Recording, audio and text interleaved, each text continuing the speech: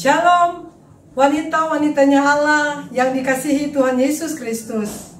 Berjumpa kembali bersama kami WBI Korda DKI Jakarta dalam program WBI Menyapa, menyampaikan firman Allah kepada kita semua. Wanita-wanitanya Allah yang dikasihi Kristus, pada kesempatan ini saya akan menyampaikan firman Tuhan dengan judul Wanita yang dimerdekakan dari dosa. Sebagai dasar firman Tuhan kita akan baca bersama-sama dalam Galatia yang kelima, ayatnya yang pertama. Demikian firman Tuhan. Supaya kita sungguh-sungguh merdeka, Kristus telah memerdekakan kita. Karena itu, berdirilah teguh dan jangan mau lagi dikenakan kuk perhambaan. Wanita-wanita yang dikasihi Kristus, firman Tuhan pada saat ini mengatakan, kita sudah merdeka. Sungguh-sungguh sudah merdeka. Berarti kita sudah bebas, sudah lepas dari dosa. Dan yang memerdekakan kita adalah Kristus. Kristus yang menyelamatkan saya dan saudara. Kristus yang sudah membayar, menebus kita.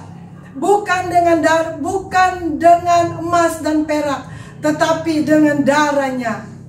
Itu sebabnya kita sebagai wanita-wanitanya Allah wajib hidup seturut dengan apa yang menjadi maunya Tuhan. Jangan lagi kita hidup dengan kuk perhambaan, kuk perbudakan. Wanita-wanitanya Allah yang dikasihi Tuhan, kita yang sudah merdeka, kita harus hidup di dalam kebenaran dan kehendak Allah. Ada 3 hal yang menjadi pelajaran kepada kita, bagaimana kita harus hidup sebagai wanita-wanita yang sudah dimerdekakan. Yang pertama, kita harus hidup di dalam kebenaran Allah. Yang pertama, kita harus hidup dalam kebenaran Allah. Kita baca bersama-sama. Roma pasalnya yang ke-6, ayatnya yang ke-18. Kamu telah dimerdekakan dari dosa dan menjadi hamba kebenaran. Rasul Paulus berkata kepada jemaat di Roma, kamu sudah dimerdekakan, saya dan saudara, saya dan wanita-wanitanya Allah sudah dimerdekakan. Wajib hidup di dalam kebenaran. Hidup di dalam kebenaran adalah hidup tanpa kepalsuan, tanpa manipulasi. Firman Tuhan jelas berkata, kita yang merdeka wajib hidup di dalam kebenaran. Kebenarannya siapa? Kebenaran firman Allah. Kalau firman Allah yang menguasai kehidupan kita, saya percaya akan melahirkan kebenaran-kebenaran Allah dari sikap kita, tutur kata kita sesuai dengan firman Tuhan. Yang kedua yang harus kita lakukan setelah kita menerima kemerdekaan dari Kristus adalah hidup kita dipimpin oleh Roh Kudus. Roma 8 ayatnya yang ke-14 di sini berkata, semua orang yang dipimpin Roh Allah adalah anak-anak Allah. Orang yang dipimpin oleh Allah adalah anak-anak Allah. Wanita yang dipimpin oleh Roh Allah menghasilkan buah-buah Roh Kudus. Sebab di luar Tuhan, di luar Kristus, kita tidak bisa menghasilkan buah-buah Roh Kudus. Kita tahu buah Roh Kudus itu apa? Ada kasih, ada sukacita, ada damai sejahtera, ada penguasaan diri, ada kelemah lembutan dan lain-lain. Sebaliknya, Orang yang tidak dipimpin oleh Roh Kudus, dia menghasilkan buah-buah kedagingan. Amarah, iri hati, kesombongan, tidak ada penguasaan diri, dan lain-lain. Firman Tuhan katakan, orang yang tidak hidup di dalam pimpinan Roh Kudus, jauhi mereka. Saya percaya wanita-wanitanya Allah yang mendengarkan firman Tuhan ini, kita wajib hidup dalam pimpinan Roh Kudus. Orang yang hidup dalam pimpinan Roh Kudus akan nampak dari hidupnya, menjadi berkat, mendatangkan sukacita di mana dia berada. Dan yang ketiga, yang dihasilkan oleh wanita yang merdeka, hidup dalam perubahan. Kita baca Kolose pasalnya yang ketiga, ayatnya yang ke-10.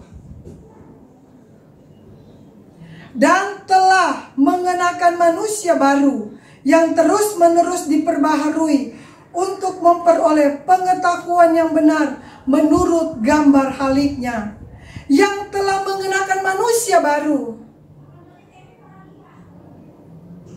Kita sudah merdeka. Berarti kita mengenakan manusia baru. Dan manusia baru firman Tuhan katakan berubah. Terus menerus. Tidak stuck. Orang yang mau berubah berarti orang itu hidup. Karena apa? Hanya orang yang hidup yang akan mengalami perubahan demi perubahan. Orang mati, ya sudah, begitu, dia tidak akan mengalami apa-apa. Karena dia sudah mati. Hari-hari ini, ada banyak orang hidup tetapi mati. Mati apa? Rohaninya. Dia tidak menyadari bahwa dia mati rohani. Dan kalau dia tidak berbalik kepada Tuhan, maka kebinasaan akan dia terima. Wanita-wanitanya Allah yang dikasihi Tuhan, orang yang mau berubah, dia pasti mau belajar. Belajar apa? Dia belajar penundukan diri. Dia belajar kerendahan hati. Dia mau ditegur. Dia mau dinasehati. Karena apa? Dia menyadari. Dan dia mau berubah. Berapa banyak orang yang tidak menyadari akan kelemahan-kelemahannya itu. Maka dia berkata, ya sudah, saya sudah begini. Ya mau terima atau tidak, inilah saya. Tapi saya percaya, kalau kita yang mau berubah, kita akan mendengarkan nasihat. Kita mau mendengarkan teguran. Karena satu tujuan kita mau berubah untuk kemuliaan nama Tuhan. Wanita-wanitanya Allah yang dikasih Tuhan, biarlah kebenaran firman Tuhan pada hari ini boleh menguatkan kita semua. Sadar bahwa kita sudah dimerdekakan. Sadar kalau kita sudah ditebus dan lunas dibayar. Tuhan mau untuk hari lepas hari hidup kita hidup dalam kebenaran. Tuhan mau hidup kita dipimpin oleh Roh Kudus. Dan Tuhan mau hidup kita mengalami perubahan demi perubahan. Dan di dalamnya hanya nama Tuhan yang dipermuliakan. Amin untuk firman Tuhan. Kiranya ini boleh memberkati kita semua. Kita berdoa. Kami mengucap syukur ya Bapa, karena kami boleh mendengarkan firman Tuhan. Biarlah Engkau Roh Kudus yang berbicara kepada kami, wanita-wanita yang Kau kasihi, supaya kami tetap hidup dalam kebenaran. Kami tetap hidup dalam pimpinan Roh Kudus. Dan kami mau berubah. Pimpin kami Tuhan, supaya hidup kami seturut dengan kehendak-Mu. Jadikan kami anak-anak-Mu yang hidup menurut ketetapan firman-Mu. Sehingga Tuhan, melalui hidupan kami para wanita, ada banyak jiwa diselamatkan. Kami jadi berkat. karena Kristus ada di dalam kami. Di dalam nama Tuhan Yesus, kami mengucap syukur untuk firman pada siang hari ini. Haleluya. Amin.